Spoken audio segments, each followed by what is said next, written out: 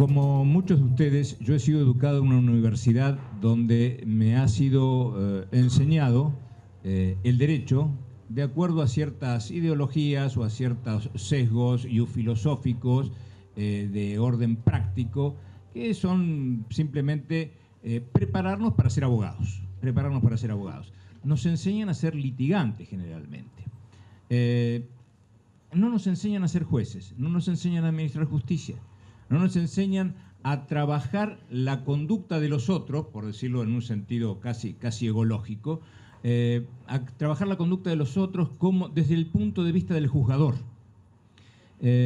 No tenemos auténticamente una formación universitaria para otra cosa que no sea ser abogados litigantes. Y se olvida esta otra parte fundamental, sin la cual la primera no existiría, que es la de administrar justicia, ser jueces, ser funcionarios del sistema judicial en definitiva. El doctor Jiménez Martín es director de la Escuela Judicial de España. Esto es lo que viene a ser la parte que a nosotros nos faltaría. La de tener una educación que tenga que ver con la administración de justicia. Está bien, son programas diferentes, planes curriculares diversos, universidades con distintos sesgos, etcétera, etcétera. Pero cualquiera sean las diferencias, no podemos omitir una cuestión. Nosotros no tenemos una auténtica formación y continua educación de nuestros jueces y magistrados. Para charlar de estos temas, los dejo en la compañía del más argentino de los últimos españoles que he conocido, Jorge Jiménez Martín.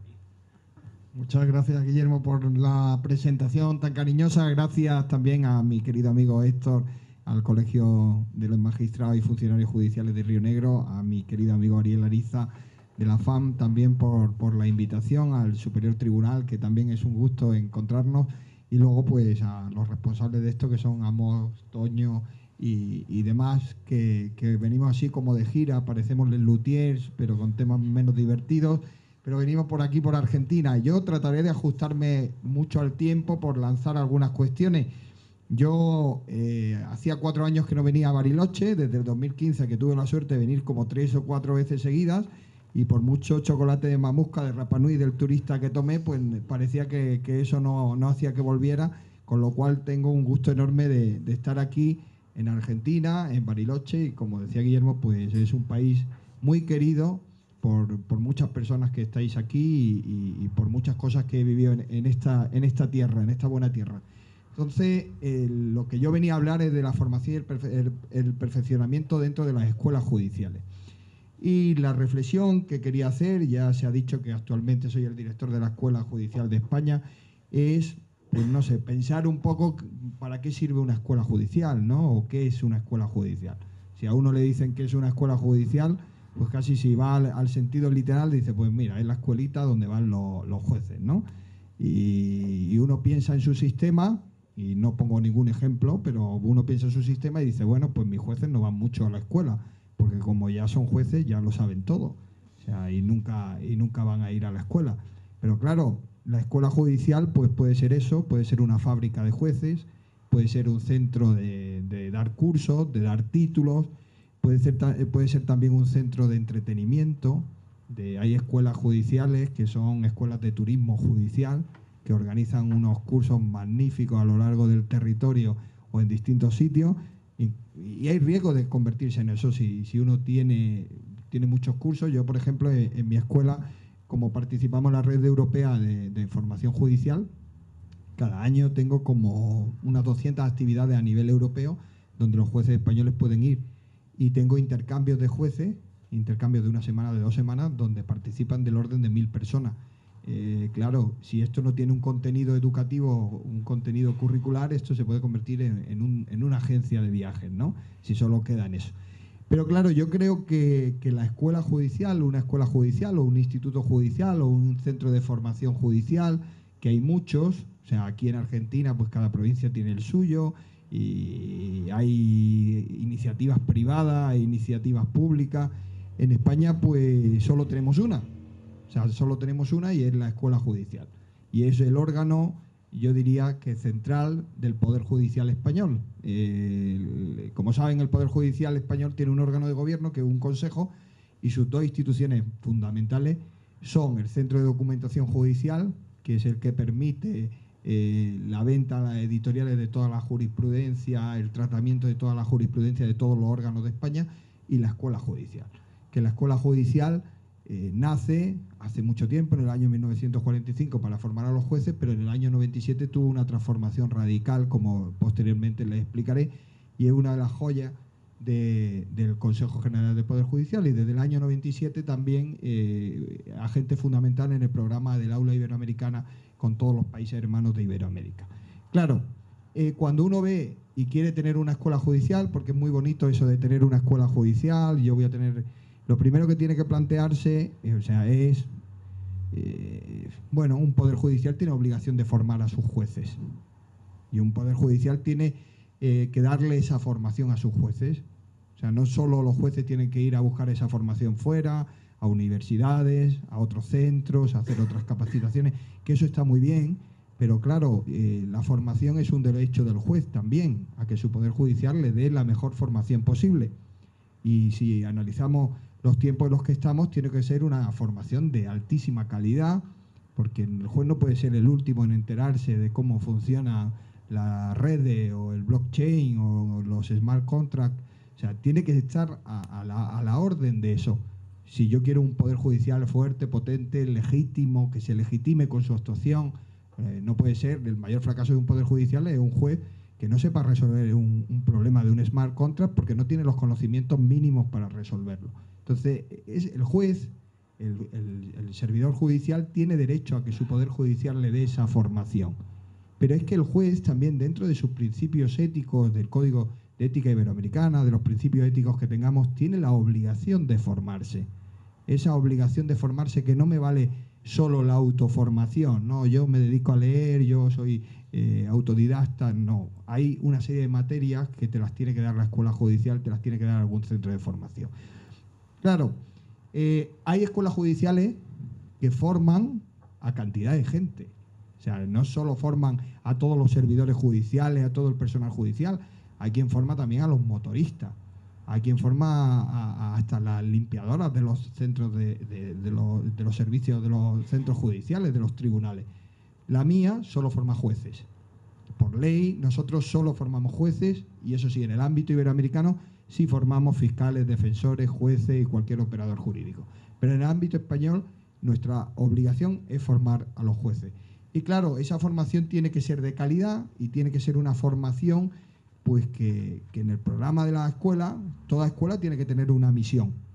Y esa misión se tiene que reflejar en algún sitio. El problema de muchas de las escuelas, yo, por suerte o por desgracia, participo en muchas consultorías, muchas asesorías para fortalecer centros de formación. Y uno llega y se le cae el alma a los pies cuando llega y ve un centro de formación y no sabe ni la misión que tiene. Dice, bueno, ¿qué hacen ustedes? Bueno, pues tenemos aquí un centro, una biblioteca, de vez en cuando viene una ONG y trae unos fondos y nos dan una formación sobre niñez. ¿Y cómo seleccionan a quien participa? Bueno, pues como esto es muy difícil, pues llamamos a los amigos y a los íntimos y rellenamos el grupo porque es una formación de calidad que viene gente de fuera, y eso es un problema para muchas de las escuelas. Hay que tener muy clara cuál es la misión, porque yo creo que la misión de toda escuela judicial, de todo centro de formación judicial, es conseguir dar mayor legitimidad al Poder Judicial en el día a día. O sea, cuando yo tenga a los jueces y magistrados mejores formados, cuando esa formación sea de altísima calidad, eso legitima más la actuación del día a día de cada tribunal y habrá menos problemas en ignorancia excusable o inexcusable o en meteduras de pata que salen, que ya estamos hartos en cada país de situaciones que se dan. Y esa legitimidad también hará que con formación el juez cada vez sea más independiente. Otro de los problemas que surgen aquí en esta jornada, el fortalecer la independencia del juez. Pues una vía es darle formación a través de la escuela judicial. Claro, cuando uno piensa en la misión es fácil. Pues bueno, voy a formar a mi personal, voy a formar no solo jueces, sino también funcionarios judiciales. Pero claro, yo tengo que pensar cómo los voy a formar. El segundo problema de cualquier centro de formación es el diseño curricular, el llamado currículum. O sea, ¿qué voy a enseñar? O sea, ¿cuál va a ser el currículum de esta escuela? Porque Yo en las escuelas que conozco hay un número muy importante que no tienen currículum, que aquello se convierte en una colección de cursos según va dando. O sea, sin ningún sentido. Claro, yo tengo que tener un currículum y decir lo que necesita un juez en formación, tanto en formación inicial como en formación continua.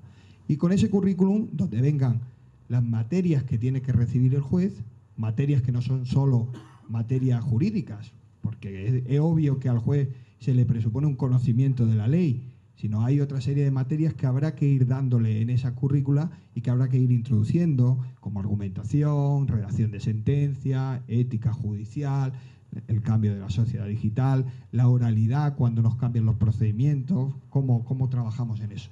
Y luego habrá que ver qué metodología se emplea para dar esa formación. Claro, la escuela judicial no puede ser una reproducción de lo que se vivió en la universidad. Las metodologías y las formas tienen que ser totalmente distintas porque no podemos estar haciendo lo mismo que se hizo en la universidad porque eso algo falló. La universidad era para obtener el título de abogado y la escuela judicial es para ser mejor juez, o para acceder a la carrera judicial, depende cómo se estructure, y es para mejorar el ejercicio de una función que es totalmente distinta a la de abogado. Con lo cual, podré coincidir en conocimientos técnicos porque tanto al abogado como al juez le interesarán, pero la metodología tiene que ser totalmente distinta. No puede ser la misma. ¿Y cómo se enseña a los jueces? Pues el método mejor para enseñar a los jueces, según la práctica de la mayoría de las escuelas, es el método del caso. Trabajar sobre casos y aprender haciendo, no aprender oyendo, sino aprender haciendo y equivocándose y corrigiendo. Y aprender en un entorno de seguridad. Yo, mi alumno de formación inicial, hay veces que me dicen que cuando están en la escuela es como que les dejamos que se tiren a la piscina, pero van con muchos flotadores alrededor, ¿no? Están en una pileta y están ahí nadando y van con sus flotadores. Cuando luego los mandamos a hacer la fase práctica ya van al mar abierto porque les puede aparecer ahí un tiburón o una medusa, pero van con flotador. Y luego cuando ya son jueces, pues van sin flotador, nadan en océano abierto y ahí están. Claro, el entorno de la escuela es fundamental para nadar con flotador y nadar en pileta, para equivocarse, para perder el miedo, para actuar. ¿Qué ocurre? Hay muchas veces, por poner un caso, aquí no de Bariloche, sino por ejemplo de Buenos Aires.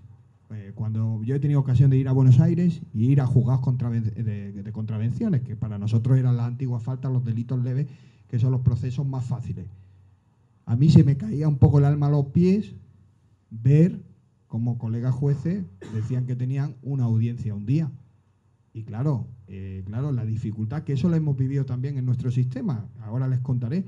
Cuando tú tienes que pasar de un procedimiento generalmente escrito donde te sientes muy cómodo, en teoría, en grandes principios, en grandes copias y pegas sin estar al caso concreto, y tienes que salir a la oralidad, salir a una audiencia, no les digo ya si encima se graba, y defender en ese periodo de tiempo cada una de las partes, yo la verdad me quedaba impresionado con el miedo escénico del juez, del fiscal, del defensor. O sea, más que para celebrar una audiencia, todo eran inconvenientes para celebrar la audiencia. O sea, todo era, vamos a meterlo a mediación, venga una conciliación, vamos a hacer un acuerdo, no, que va a venir no sé quién, que va a venir no sé cuánto. Claro, yo entiendo ese miedo, porque si uno como juez no ha estado entrenado en un ambiente distinto a la oralidad, a lo que puede pasar, a las circunstancias que se pueden dar, eso dificulta que funcione el sistema, genera miedo y es totalmente perjudicial para el sistema porque la oralidad no estará funcionando, no estarán saliendo los casos, no estará resolviéndose, la imagen de la justicia será increíblemente patética, ¿no? Yo con algún defensor adjunto me decía, no, si el juez no viene, si el juez no quiere celebrar la audiencia, pero es que el defensor tampoco manda a un adjunto, pero es que el fiscal tampoco manda a otro adjunto y aquello, ¿para qué sirve la oralidad si no funciona? A nosotros, en nuestro derecho, yo pude vivir la situación del cambio del principio del procedimiento escrito en la Ley de Enjuiciamiento Civil, del Código Procesal Civil, al procedimiento oral. Aquello fue una revolución. Aquello fue una revolución. Y fue una revolución porque se acabó las preguntas y las repreguntas, los procedimientos interminables, los 3 años, 4 años para resolver un procedimiento, a pasar a hacerlo en 2 meses o 4 meses o 6 meses, depende de la complejidad. Y hacerlo todo en una audiencia. Claro, al principio cuando se introdujo eso, ¿Qué pasa? El problema es que el juez antiguo, el que está, es el que mayor dificultad tiene, pero claro, se establecieron cursos de formación obligatoria y cursos de practicar. Venga, vamos a tener aquí un caso. Venga, usted hace de abogado, usted hace del otro abogado, vamos a someter a ver cómo se resuelve oralmente. Y al final uno aprende practicando, eso es fundamental. ¿Qué ocurre? Que también una escuela tiene que tener un plan docente anual donde se dé respuesta a las necesidades de formación que se tengan, y ese plan docente se tiene que desarrollar. Para nosotros es fundamental incidir siempre en las mejores metodologías para la enseñanza, las necesidades más importantes. O sea, no hay nada mejor que un juez o un magistrado tenga la confianza, tenga el mecanismo para acudir a su escuela judicial a través de un procedimiento de detección de necesidades y manifestar, tengo una necesidad formativa en este tema. Ha salido esta nueva ley y esta nueva ley pues tenemos que practicarla. Y tenemos que practicarla y ahí se formará, se diseñarán unos cursos, se diseñará la currícula de esos cursos, qué metodología, con jueces o con académicos. Siempre se ha dicho que a los jueces les gusta que le enseñen los jueces, pero también desde el mundo de la academia se pueden decir muchas cosas a la formación judicial y habrá que hacerlo así.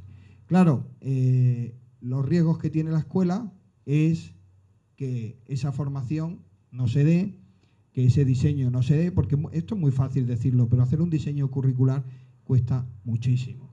Cuesta muchísimo y hay que establecer muchos consensos y hay que establecer pues cuál es el perfil de juez y de servidor judicial que queremos, porque eso es fundamental, porque lo mismo estamos aquí discutiendo cuál es la currícula y partimos de perfiles totalmente distintos. Claro, la experiencia nuestra, que es la que les quiero compartir, y creo que, muy bien, de tiempo todavía, fue de pasar de una escuela que no era más que un entretenimiento, o sea, una escuela que no dependía del Poder Judicial, sino dependía del Ministerio de Justicia y que establecía un periodo mínimo de pasar por esa escuela, donde lo que hacía quien superaba la oposición era pues 3 meses de oxigenamiento en Madrid, con carga muy festiva, porque era sonada la carga festiva. Y luego, ¿qué pasaba? Pues claro, en esos 3 meses no había ningún tipo de formación, no había ningún tipo de hacer. Lo único que se hacía era pues asistir por la mañana a un tribunal, donde no había un diseño de lo que tenías que hacer. Te sentaba allí viendo al juez lo que hacía, a ver si aprendía. Y luego por la tarde eran conferencias ¿de quién? Pues de los que más saben, los magistrados de la Corte Suprema, que son los que más saben, pero probablemente los que menos metodología pedagógica tiene para el que accede a la carrera judicial, porque el que accede a la carrera judicial tiene que estar con alguien más cercano en tiempo y en edad y con alguien con menos autoridad jurídica para poder atreverse a plantear las dudas que uno tiene cuando empieza de que no sabe nada. ¿Qué ocurría? Conferencias y al destino. ¿Y qué pasaba? Pues que los errores pues no se sabían. ¿Por qué? Porque no eran los tiempos de los medios de comunicación, porque si se te moría uno, bueno, como lo enterraban, nadie le iba a hacer la autopsia, no había problema. Si uno se pasaba 2 días más en prisión, bueno, pues ya está, eso es lo que se lleva y le ha venido bien y habrá reflexionado y nadie se va a enterar porque no va a haber ningún abogado que vaya a ponerme una denuncia ni nada. Claro, los tiempos cambian y cambian las realidades. Y en esta sociedad digital donde aquí nos están grabando y se está viendo a 2.000 kilómetros de distancia o a 14.000 kilómetros de distancia, y donde yo, si me salto un semáforo en rojo y me graban, se va a enterar todo el mundo que el juez tal se saltó un semáforo en rojo, pues claro, las cosas cambian. Y el intento del Poder Judicial español fue rescatar la escuela judicial del Ministerio de Justicia. Y en el año 94 lo consiguió. Y en esa reforma lo que se hizo fue atribuir a la escuela judicial una cosa muy importante y para nosotros fundamental, que es la selección de los jueces y la formación de los jueces. Selección y formación. ¿Por qué? Porque teniendo la selección, tú vas a saber diseñar mejor la formación inicial y vas a hacer del sistema mucho más garantista, mucho más independiente, porque no va a intervenir ni el Poder Ejecutivo ni el Poder Legislativo, solo va a intervenir el Poder Judicial. Sorprendentemente se consiguió en el año 94 y ahí tenemos todos los procesos de selección. Y claro, los procesos de selección son clave. En nuestra estructura, por ejemplo, nosotros, para el acceso a la carrera judicial, nuestro modelo de juez es un juez con una alta cualificación técnico-jurídica, o sea, es fundamental que tenga muy claro que lo que hace es prestar un servicio público a la sociedad en la que vive, que sea un juez cercano a la realidad social en la que le toca vivir. ¿Qué supone eso? Conocer todas las realidades, toda la problemática que se da. Eso es un esfuerzo formativo que se tiene que hacer, y que sea un papel del juez como garante de derechos fundamentales. El juez como último garante de esos derechos fundamentales y con conocimiento de la realidad nacional y supranacional en la que se enmarca. Si ese es el modelo de juez, si yo puedo intervenir en la selección, pues yo voy a diseñar mejor cómo es el acceso a la carrera judicial de esos jueces. ¿Cómo lo organizo? Obviamente yo, Poder Judicial, no soy el que crea la unidades judiciales. En España las unidades judiciales las crea el Ministerio de Justicia. Pero yo sí puedo diseñar el proceso de selección y el proceso de formación. Claro, nuestro sistema se basa en el saber, el ser y el hacer. El saber, conocimientos, o sea, el juez tiene que tener los mejores conocimientos, o sea, posibles, la más alta cualificación jurídica, conocer todo el ordenamiento jurídico. Tiene que saber hacer, y eso, señores, eso no se sabe. O sea, quien diga que sabe, no sabe. O sea, claro, ustedes tienen una carrera que uno pasa por mesa de entrada, va pasando, está de prosecretario, secretario, y luego llega. Ahí sabe algo, porque ha visto a otros hacer. Pero el saber, al final, el saber hacer solo se hace haciendo. O sea, o no, cuando uno va a conducir, ¿conduce otro por uno? No. O sea, antes de conducir uno tiene que ir con alguien que le va dirigiendo y le va dando unas instrucciones hasta que puede soltar el vehículo y conducir solo. Y el ser. Para nosotros es fundamental también el ser, el saber hacer y el saber ser. Y fruto de eso se estructura nuestro sistema de acceso y nuestro sistema de formación inicial. Claro, el sistema de acceso, una prueba objetiva, una prueba memorística, una prueba que atienda únicamente al mérito y a la capacidad. Una prueba que puede ser criticada porque tanta memoria, pero que tiene justificación en que nosotros luego tenemos una fase práctica. Hay otros sistemas que hacen una prueba objetiva de menos memoria y luego hacen una parte práctica más excluyente. Nosotros preferimos excluir al principio y luego trabajar en la práctica, no diciendo, o sea, no con riesgo de que no se excluya, porque podrá ser excluido, pero con menos probabilidades de que se excluya si tiene unos conocimientos jurídicos fundamentales. Claro, esa selección parte de una prueba objetiva, un tipo test, luego de 2 pruebas de memoria, donde se tiene que acreditar conocimiento en constitucional, derecho de la Unión Europea, derecho civil, derecho penal. Ese sería el primer examen oral. Y el segundo, derecho procesal civil, derecho procesal penal, mercantil, contencioso, administrativo y laboral. Cuando uno supera eso, gana el acceso a ir a la escuela judicial. Y ahí empieza la fase de formación inicial. Esa formación inicial que ya olvida un poco los conocimientos técnicos jurídicos porque se los presuponemos porque ha superado un examen muy difícil, y ya juega al hacer y al ser. Y ya juega a mucha simulación, mucho caso práctico, sesiones solo con casos reales, metodologías como el juzgado virtual, donde yo reproduzco un juzgado de la vida real en un entorno de enseñanza, de aprendizaje, y ahí a la par va viendo lo que va haciendo el juez titular y lo que hace el juez en práctica, donde hay muchísimas simulaciones en muchísimas situaciones que se dan. O sea, por ejemplo, hacemos una cosa que se llama declaraciones críticas, donde se somete al juez en práctica a tomar una declaración en un procedimiento penal donde hay un elemento que él no va a conocer que se va a dar. Entonces se va a generar una situación de tensión porque el maltratador va a insultar al juez. Entonces, ver de qué forma el juez puede resolver esa situación. Son grabadas y luego se trabaja en esas competencias y en esas habilidades para ver cómo se pueden desarrollar y cómo se pueden mejorar. O con el estatuto de la víctima que se aprobó, una declaración con una víctima que no para de llorar, que está sufriendo, que a ver cómo tú manejas con empatía y con todos los requisitos de ese estatuto, con lo que te exige ese estatuto, cómo maneja esa declaración, ¿no? O gente, por ejemplo, que llega con un turbante, un burka y no se quiere descubrir ante el juez. Problemas de libertad religiosa y de identificación ante los tribunales, que son las situaciones que luego surgen en la vida real y que tanto daño causan a un juez o a un tribunal, ¿no? Por no saber gestionarla. En esa parte de la formación inicial, para nosotros también es muy importante, ya que queremos que se desarrollen competencias y habilidades, y ese ser juez y saber lo que es ser juez. Nosotros trabajamos mucho en esa fase de la formación inicial, lo que son las estancias con los distintos profesionales que colaboran con la Administración de Justicia. Yo siempre lo cuento, la gente se sorprende, pero para mí es fundamental. Yo lo hice en el proceso de formación inicial y yo hago que se siga haciendo y seguirá haciéndose.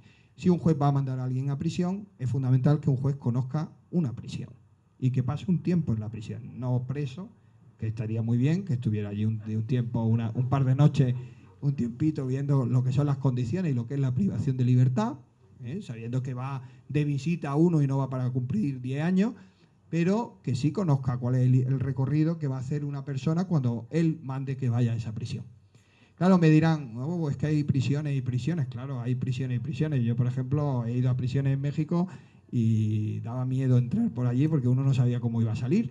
Pero bueno, gracias a Dios las prisiones nuestras sí dan esa posibilidad y sí permiten que uno conozca eso. Y eso, antes comentábamos en el almuerzo, ayuda a quitar mitos que son sorprendentes. O sea, todavía hay juezas y jueces que llegan a ser jueces que piensan que en las cárceles les damos un pijama a raya y una bola de hierro en el tobillo. O sea, y no lo digo de broma. O sea, o creían que tenían un pijama naranja. Entonces dicen, no, pero allí la gente va de otra forma. Y tienen reuniones con los presos y los presos les cuentan su procedimiento, lógicamente, según su versión, y ellos pues saben que son jueces y le dicen, bueno, es que mire usted, la ley viene que a usted le pueden caer de 10 a 15 años. Pues si le cayeron 10, dése por satisfecho, porque pudo ser más. Eso es muy importante. Pero también es importante que conozcan el trabajo de los fiscales, también es importante que conozcan el de los abogados litigantes, que también es fundamental cómo se trata al abogado litigante al privado cuando va a un juicio, cuando va a un tribunal. Y eso sirve de mucho. Hacemos estancias en policía, hacen los controles de alcoholemia por la noche, para ver cómo están cuando detienen a alguien con alcoholemia, para ver lo que sufre el policía cuando le dice que va a ser detenido y que va a ir a un procedimiento penal. Eso es fundamental para que los jueces y juezas en práctica entiendan la trascendencia de su labor y entiendan también la opinión que la sociedad tiene y el resto de gente que interviene en la Administración de Justicia tiene del Poder Judicial. ¿Por qué? Porque es fundamental. Yo decía el otro día que una de esta actividad de ir con el abogado es fundamental también porque teníamos un alumno que iba con su chupa de cuero, con aretes, con los pelos largos aquí, iba con un abogado a ver al juez y cuando le dijeron que podía pasar a ver al juez, lo que le dijo el funcionario, no, el imputado que se quede aquí. Claro, el otro dijo, si soy el juez. Dice, no, usted el imputado, quédese ahí. Automáticamente el chaval se cortó el pelo, se quitó el arete, se puso de otra forma porque sabía que la imagen que puede tener del juez no va a ser la de un juez aquí rockero, aunque alguno lo haya, ¿no? Pero eso es fundamental. Y luego, para terminar, en los últimos minutos que me quedan, la formación continua.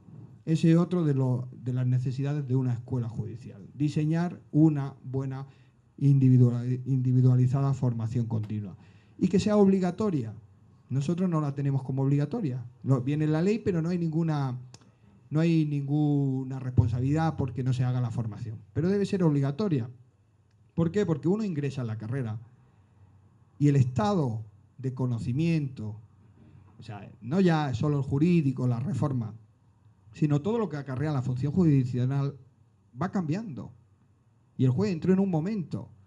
Y si no recibe formación no va a saber hacer nada más. Por ejemplo, nosotros hace 4 años cambiamos al expediente digital. El expediente digital, que es una revolución en la tramitación de los procedimientos, supone que tengan que recibir formación los jueces. Si un juez no me recibe formación del expediente digital, no se va a aplicar el expediente digital. Y no puede ser que por el capricho de un juez siga entregando la sentencia por escrito, a mano, y que no intervenga y no baje. O sea, porque si no todo es disfuncional e ineficiente. Cuando no es eso, hablamos de la sociedad digital. Claro, hay gente, o sea, que cuando entré en la carrera no existía el Internet, ni el WhatsApp. Yo mismo no existía el WhatsApp. Pero claro, si yo tengo procedimientos en los que se va a trabajar, a lo mejor muchas de las pruebas son mensajes de WhatsApp, el juez tiene que tener una formación en saber la fiabilidad o no de un mensaje de WhatsApp, de dónde sale, cómo sale, qué mecanismo tiene, porque lo va a tener que poner en su sentencia. Pero es que voy más allá, la forma de redactar sentencias, los protocolos que se han hecho, el lenguaje claro, el estilo, han ido cambiando. O sea, si un juez no recibe formación en eso, seguimos anclados en las sentencias interminables de 100 páginas de corta y pega, donde para explicarme el contrato de compraventa se van al breviario de Justiniano o a cualquier texto de la historia romana, ¿no? Que a la parte no le interesa en absoluto. Es fundamental esa formación, es fundamental la formación en temas de jurisprudencia. La jurisprudencia cambia y cuando uno tiene una actividad formativa, una actividad profesional, lo que tiene que hacer dedicarse a esa actividad profesional y es una buena ayuda que la escuela judicial pues genere entornos, encuentros de unificación de criterios, de conocimiento de la nueva jurisprudencia, sesiones de trabajo entre los jueces para dar a conocer esa nueva jurisprudencia. También es importante el entrenamiento para el juez nuevo. O sea, cuando hay una reforma, o sea, generalmente los jueces, y si hay jueces que estéis aquí, ocurrirá lo mismo. Generalmente los jueces, cuando hay una reforma, tenemos tanto trabajo que nos cuesta dedicarnos a preparar y a estudiar la reforma. Nos cuesta mucho, porque tienes que pararte, tienes que dedicar un fin de semana a estudiártela, a entenderla, y luego ahí empiezan a surgir las dudas. ¿Y esto cómo se aplicará? Porque yo creo que esto contradice no sé cuál. Claro, si tú tienes una escuela judicial que inmediatamente a una reforma te presenta un curso de formación en el que vas a poder aprender haciendo, es fantástico. Si además esa escuela judicial se va abriendo y en esos cursos de formación introduce la participación de abogados y de fiscales, cosa a la que los jueces inicialmente le tenemos mucho miedo porque parece que es que nos comprometemos en un entorno formativo diciendo las cosas, pues el plan de formación y la escuela se fortalece aún más y la formación sirve para legitimar el Poder Judicial y para dotar de independencia.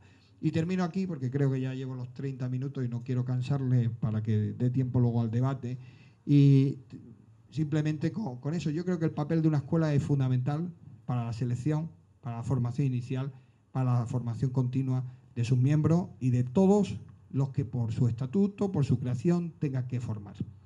Es una labor preciosa, es una labor de intervención, de transformación del sistema increíble. O sea, muchas veces no somos conscientes de la capacidad que tiene un plan de formación para transformar el sistema, para que se acepte una reforma, para que se trabaje una reforma, para que se mejore la justicia, y mejorando la justicia seguramente se mejorará todo el sistema democrático. Lo peor de todo, y le hablo como juez y ningún compañero se sienta ofendido, es encontrarse a un juez que entró, que no participa en ningún acto de formación, que cree que lo sabe todo, porque esos son los peores. Son ignorantes con títulos.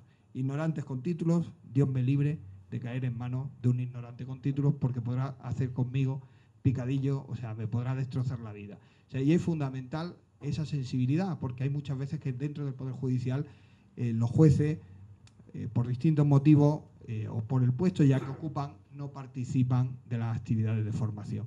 Y es importante participar y es muy importante para el que está empezando ver que el que está en la cúspide tiene la sencillez y tiene la ética y el compromiso de asistir a la formación como uno más por la mejora del Poder Judicial. Muchas gracias.